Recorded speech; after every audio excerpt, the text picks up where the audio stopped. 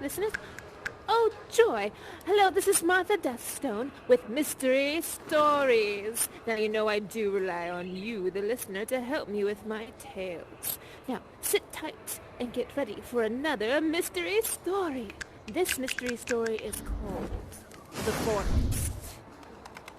Long ago, in a small town, far, far away, lived a young girl named Veronica.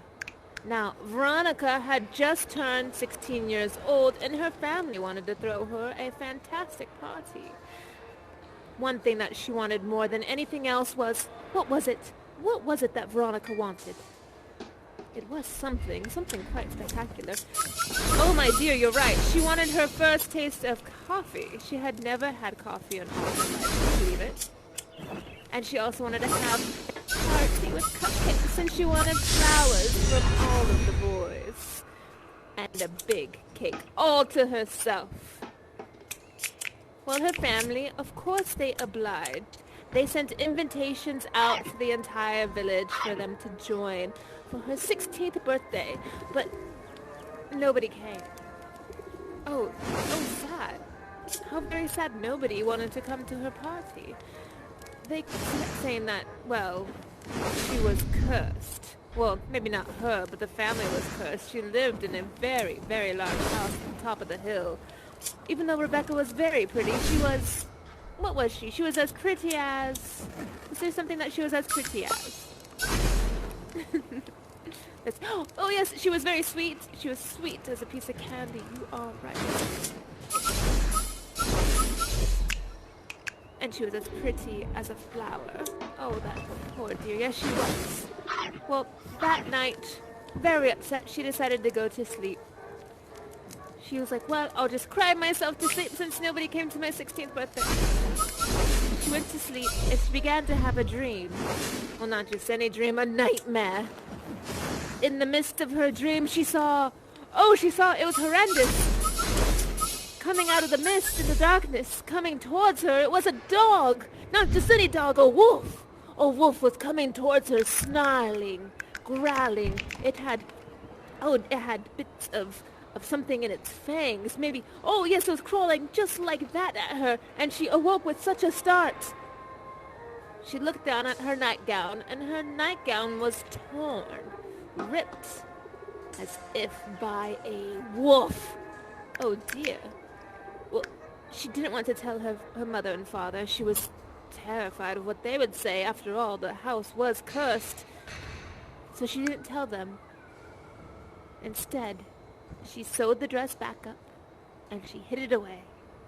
How can you tell anybody of such a dream? Well, that day she went out to town, and... oh, everyone was looking at her, and pointing and whispering. And she could catch such horrible things, they were saying.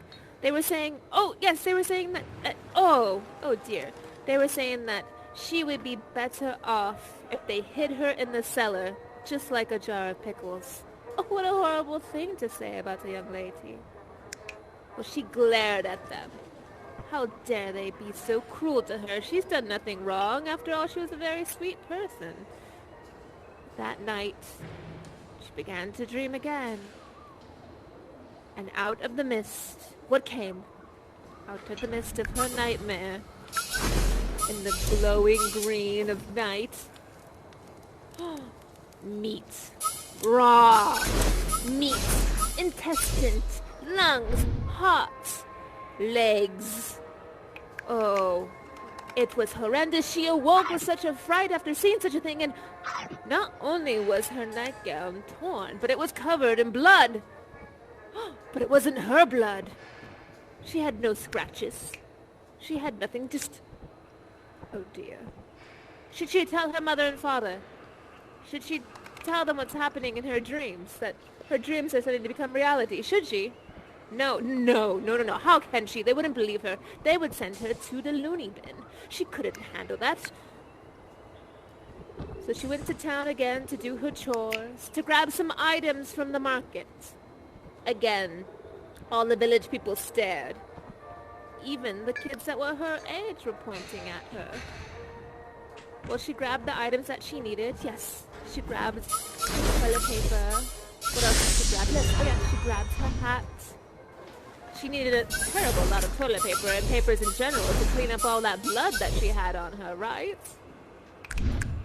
Oh, perfect, perfect.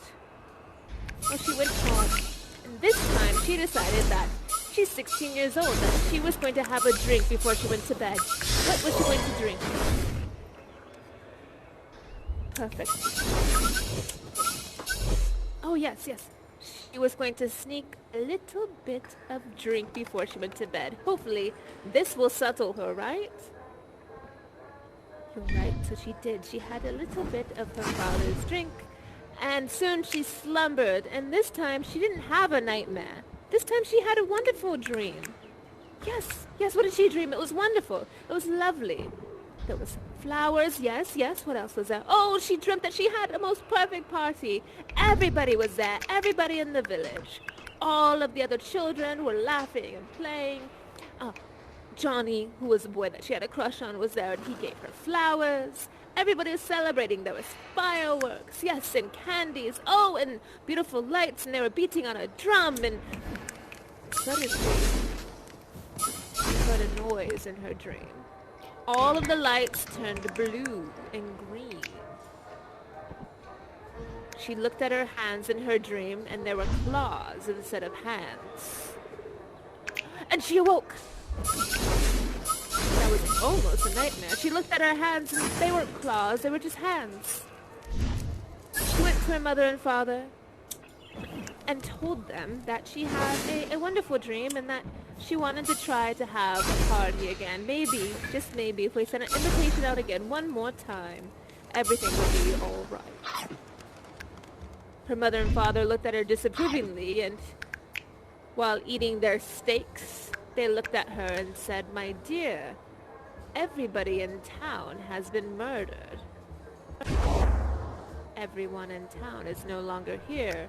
You see, at night, a wolf came into the village and ate their hearts and lungs and thrashed them to pieces. They're going to send an investigator here to see what's the matter. It seems that we're the only family in town." Well, Veronica began to cry. How can that be? She had a horrible dream. Well, several nightmares, too. That night, she heard a howl. 2 howls. Then she began to notice her hands began to change into claws. That 2 howls sounded like they were talking to each other. And then out of the clouds, the moon, the full moon appeared, just like your face, listener, shining down upon her. Her hands began to change into claws. Her teeth began to grow out. Her eyes began to change into the brightest color green. She looked to the moon, and what did she do when she looked at the moon? "Ow! Ow!" She began to howl, and she heard the other howls too. "Ow!" She began to follow, and there she saw, in wolf form, yes, 2 wolves on the hill. It was her mother and father. They were wolves, and she was a wolf herself. "Oh," she said with a snarling smile, "I see, I am a wolf as well. Our family is cursed, but what a delicious curse, right? The people in town will bother us no more." Began to run through the woods, eating and snarling as they went. Yes. Then appeared inside of the forest. Yes. Just like that, there appeared. Yes, it appeared. Yes, my dear listener. See? There appeared a hunter. A hunter, yes. Oh dear, I'm excited for this.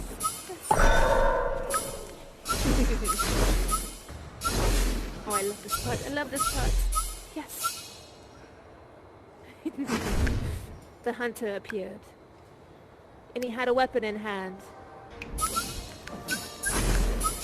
He was gonna lunge towards them. The hunter had a long fork and bow and arrow. Yes, he had a bow and arrow, you're right.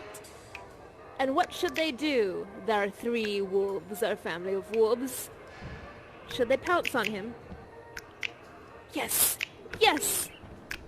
So, the hunter, he pulled back his bow and arrow, and the family of wolves descended upon him. Too quick! He was not able to get an arrow off. They began to eat and snarled.